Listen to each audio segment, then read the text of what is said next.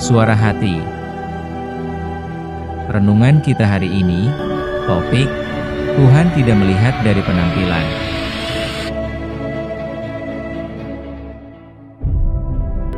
Dan jangan lupa saudaraku, untuk membagikan renungan ini kepada orang lain, agar mereka juga mendapatkan kekuatan rohani di dalam Tuhan. Kiranya saudara diberkati oleh Tuhan kita. Nas renungan kita hari ini, 1 Samuel 16 ayat 1. Berfirmanlah Tuhan kepada Samuel, "Berapa lama lagi engkau berduka cita karena Saul? Bukankah ia telah kutolak sebagai raja atas Israel?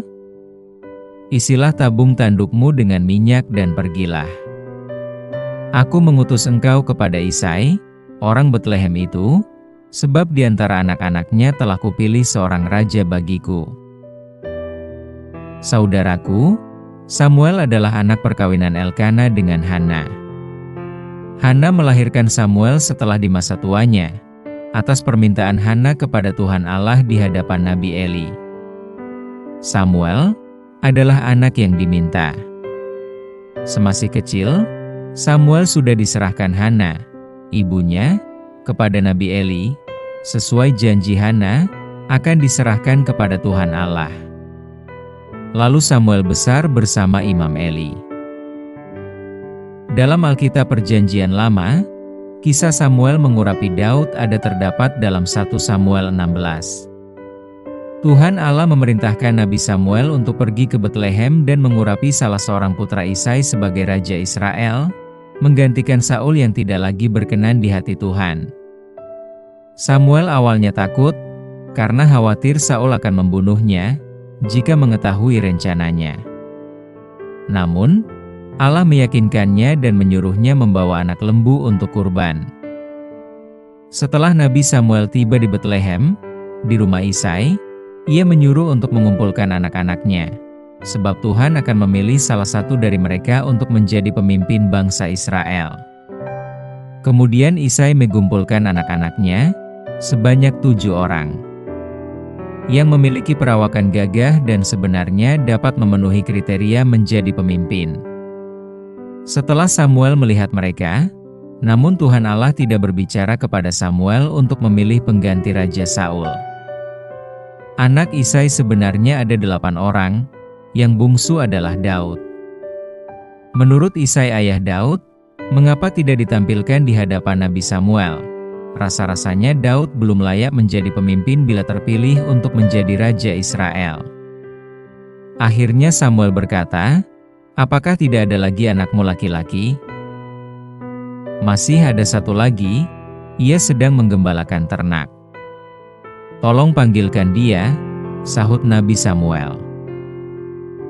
Setelah Nabi Samuel melihat Daud, tetapi tubuhnya tidak seperti abang-abangnya. Tetapi Tuhan Allah berbisik kepada Samuel bahwa Daud adalah pilihannya. Lalu Samuel pun mengurapi Daud dengan minyak. Minyak urapan menandakan bahwa Daud dipilih dan diberkati oleh Tuhan Allah untuk menjadi raja Israel sebagai pengganti Saul. Setelah pengurapan, Roh Tuhan turun ke atas Daud. Kisah Samuel yang mengurapi Daud sebagai raja Israel masa depan adalah salah satu kisah paling penting dalam Perjanjian Lama. Dari kisah Samuel mengurapi Daud, kita bisa mempelajari pelajaran mendalam tentang Tuhan dan caranya Tuhan Allah bekerja di antara umat manusia. Kisah pemilihan Daud sebagai raja diawali hati duka cita Samuel terhadap putusnya tali kasih dengan Raja Saul. Sebab Samuel merasa menyesal telah mengurapi Saul sebagai raja. Alasannya karena Saul tidak lagi mengikuti Tuhan dengan sepenuh hati. Ketika Samuel berduka, maka pada saat itu Tuhan Allah berbicara kepadanya dan memanggilnya untuk mengisi tabung tanduknya dengan minyak urapan dan pergi untuk mengurapi salah satu putra Isai sebagai raja baru Israel yang akan menggantikan Raja Saul. Demikianlah cerita Nas pada hari ini dalam 1 Samuel 16 ayat 1. Daud kemudian menjadi yang terbesar dari semua raja Israel, sebab dari Daudlah lahir garis keturunan atau silsilah Yesus Kristus. Demikianlah ramalan para nabi terdahulu, bahwa Mesias akan datang dari keturunan Raja Daud. Itu makanya Yesus disebut sebagai anak Daud. Saudaraku, dari kitab 1 Samuel 16 ayat 1-13, kita dapat pelajaran dengan baik. Bahwa untuk memilih menjadi pemimpin yang baik, harus berdasarkan kehendak Tuhan Allah. Artinya untuk memilih pemimpin yang rohaniawan, haruslah kita berikan kebebasan kepada Allah sebagai penentu. Jangan memilih berdasarkan pandangan dan kelayakan dari penglihatan mata kita. Mari kita pahami cara pandang Nabi Samuel, yaitu ketika Samuel melihat Eliab anak Isai, lalu pikirnya, sungguh, di hadapan Tuhan sekarang berdiri yang diurapinya. Tetapi berfirmanlah Tuhan kepada Samuel, janganlah pandang parasnya atau perawakan yang tinggi, sebab aku telah menolaknya. Bukan yang dilihat manusia yang dilihat Allah, manusia melihat apa yang di depan mata, tetapi Tuhan melihat hati. Lalu Isai memanggil Abinadab dan menyuruhnya lewat di depan Samuel, tetapi Samuel berkata, orang ini pun tidak dipilih Tuhan. Kemudian Isai menyuruh Syama lewat di hadapan Nabi, tetapi Nabi Samuel juga berkata, orang ini pun tidak dipilih Tuhan. Demikianlah Isai menyuruh ketujuh anaknya lewat di depan Nabi Samuel, tetapi Nabi Samuel berkata kepada Isai, semuanya ini tidak dipilih Tuhan. 1 Samuel 16 ayat 6-10.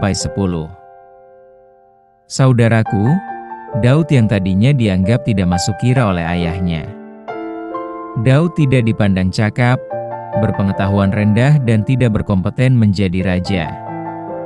Tetapi, Tuhan Allah bercerita lain dengan penglihatan dan pilihan manusia. Marilah saudaraku dalam memilih, calon pemimpin baik dalam persekutuan, terlebih dalam persekutuan gerejawi, andalkanlah Tuhan. Jangan andalkan perasaanmu, dengan melihat kemampuan, fisik dan pengetahuan manusia. Tuhan akan berbicara kepada kita. Bila kita memberi ruang kepadanya, Roh Tuhan akan mengendalikan kita, terlebih dalam memilih pemimpin rohaniawan. Hati-hati dalam zaman sekarang ini, takutlah kepada Tuhan Allah, jangan hatimu dikendalikan oleh perasaan orang lain. Sehingga kita berkata, Tuhan Allah yang telah menentukan.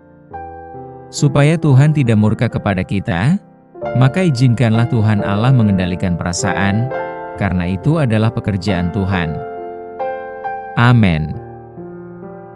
Saudaraku, topik doa kita hari ini, yaitu kepada calon pelayan Tuhan yang sedang belajar di Seminari Alkitab. Salam baik saudaraku, Tuhan Yesus memberkati kita.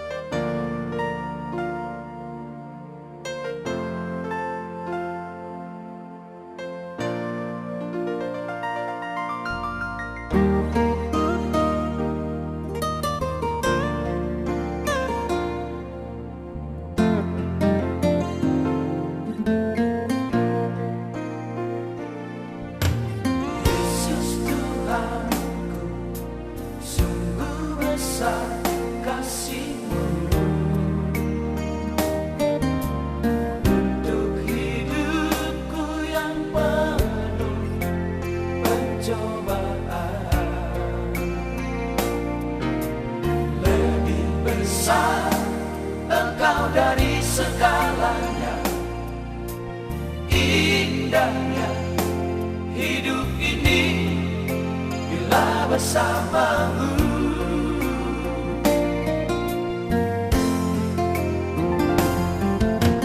Aku merasa hidup ini tak tentram.